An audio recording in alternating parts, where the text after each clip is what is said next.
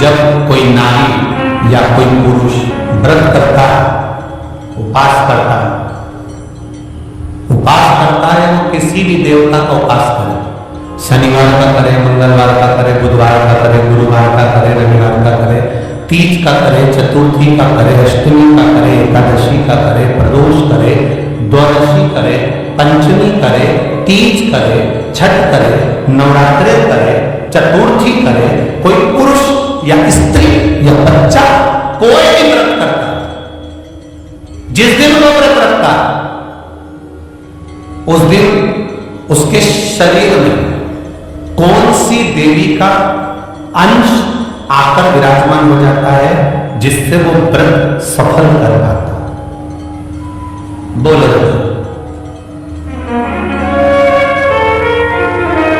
कौन सी देवी का अंश आ जाता है जिससे उसका व्रत, किसी भी व्रत को करे, वो एकादशी करे, द्वादशी करे, प्रदोष करे, सोमवार करे, मंगलवार करे, बुधवार करे, नवरात्रि करे, तीज करे, चतुर्थी करे, छठ करे, प्रदोष करे, दिवाली करे, दशहरा करे, जो व्रत उसको करना है करे, मंगलवार करे, वो कौन सी देवी एक ऐसी होती है, भगवान शंकर की वो कौन सी एक माता, एक देवी ऐसी है जो व्रत करने वालों की तप साधना में साथ देती है और उसकी तप साधना को बढ़ाने का काम करती है, वो केवल एक देवी है, शकंभरी माता। कौन सी माता है? माता शकंभरी, केवल एक जो व्रत साधना तप आराधना करने वाले के साथ हमेशा साथ देने के लिए उसके हृदय में विराजमान होती है, उसके चित्तवृत्ति में बैठी है, भजन का शकम तब साथ।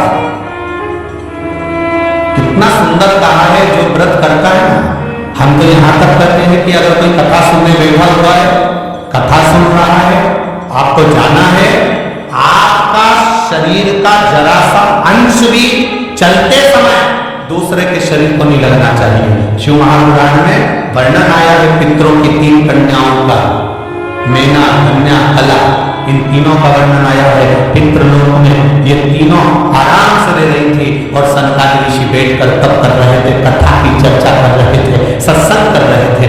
पहले मेना निकल कर गई, फिर धन्या निकल कर गई, फिर कला निकल कर गई, एक के पीछे तीनों निकल कर गई, तीनों निकल कर गई। इनका शरीर का लहंगा संत सनकादि ऋषि के जंघा पर पड़ गया, क्रोध आ गया, ऐ मेना, धन्या, कला, मैं तुम्हें श्राप देता हूं कि तुम तीनों मृत्यु लोक में साधारण सी स्त्री बनोगी।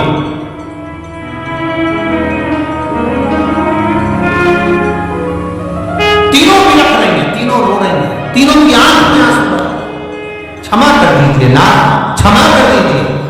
सनकादि ऋषियों ने कहा, जब कोई कथा सुनने के लिए बैठता है, सत्संग करने के लिए बैठता है, सतगुरु की शरणागति में बैठता है, मंदिर देवालय में बैठता है, भगवान के भजन में बैठता है, जितनी देर वो भगवान का गुणगान करने बैठता है, उतनी देर तक उसके हृदय में शकंभरी माता का निवास होता है। शकंभरी माता ऐसे अलग से नहीं रहती, जितनी देर वो तप साधना में, भजन में, संकीर्तन में, कीर्तन में, स्मरण में डूबा रहता है, उतनी देर तक शकंभरी उसके अंदर रहती है। जब आपका शरीर जाते उसको लात लगती है, शरीर का अंग लगता है, कोई सामान लगता है, शकंभरी हो रहा है और वो क्रोध उसके मुख से निकलकर तुम्हें श्रापित कर देता है। इसके फल अनुसार तुम्हें तीनों को मृत्यु लोक में जाना पड़ेगा।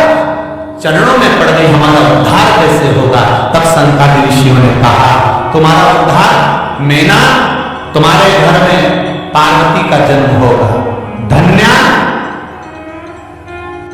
तुम सुनैना बनोगी, तुम्हारी गोद में माता सीता खेलेगी, कला तुम कीर्ति बनोगी, तुम्हारी गोद में राधा खेलेगी।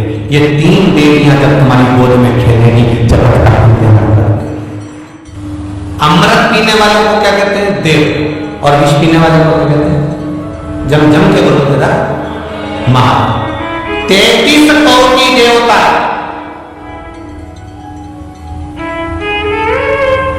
सबसे ज्यादा बात किसकी मानते थे? जम के बोलो, महादेव। एक सरल भाषा में समझना, पहली बार इस प्रसंग को लेकर आया। श्री राम शिव महापुराण की कथा ये अंजलि में चल रही है। पहली बार ये प्रसंग आया है तो ध्यान से सुनना है। अगर आपका कोई काम नहीं हो रहा है, बैंक का कोई काम नहीं हो रहा है, विद्युत विभाग का कोई काम नहीं हो रहा है, तुम्हारा नगर पालिका का कोई प्रशासन का कार्य नहीं हो रहा है, तो तुम क्या करते हो? फाइल तो लेकर जाते हो, साथ में उस प्रशासन का कोई परिचित व्यक्ति जिसकी सब मानते हो,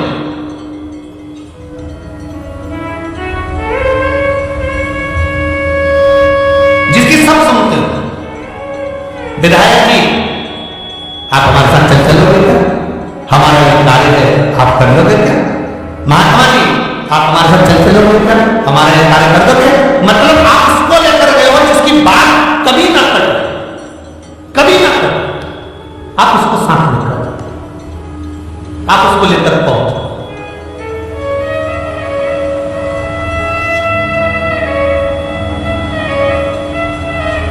बबीता बेन जिसका प्रश्न है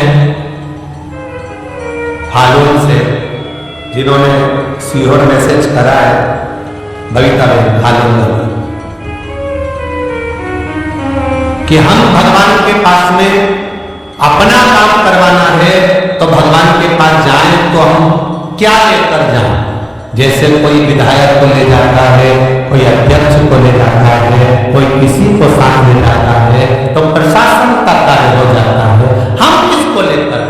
अरे भाई हमारे सनातन धर्म में तो पहले से कहा गया है कि मंदिर जाओ तो श्रीफल लेकर जाओ। क्या लेकर जाओ? श्रीफल। श्रीफल किसका प्रतीक है? अरे बोलो तो जम के, श्रीफल किसका प्रतीक है? देवाधिदेव महादेव का। शंकर जी के भी 3 नेत्र हैं तो श्रीफल में भी,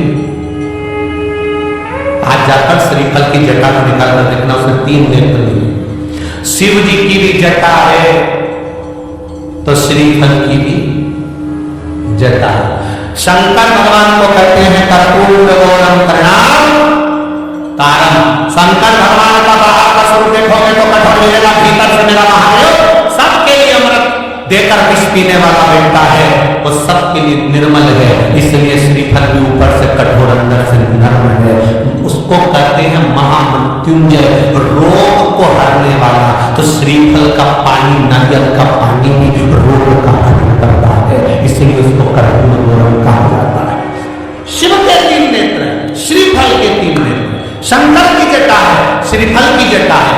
क्यों हनुमान मंदिर में, क्यों राम मंदिर में, क्यों शिव मंदिर में, क्यों सारे देवी देवता के मंदिर में, संपूर्ण देवता के मंदिर में, विवाह में, शादी में, उद्यापन में, मंडप में, आदि काल जन्म से लेकर मरता है, मुर्दे को भी लेकर जाते हैं तो शमशान में भी श्रीफल जाता है। उसका कारण केवल इतना सा है क्योंकि वो शंकर है, तुम्हारे जन्म से लेकर मरने तक तुम्हारा पीछा नहीं छोड़ता है, तुम्हारे साथ। किसी गुरु को बुलाना है, श्रीफल दे देते हैं। किसी से काम निकालना है, श्रीफल दे देते हैं। किसी का सम्मान करना है, श्रीफल दे देते हैं। क्यों?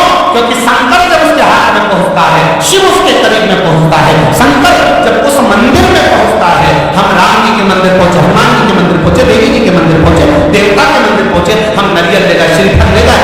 श्रीफल ले जाकर हमने जब दिया तो देवता प्रसन्न हो जाते हैं कि मेरा महादेव आ गया है, इसकी पहचान बहुत ऊपर है, इसकी भाई निपटाना पड़ेगा,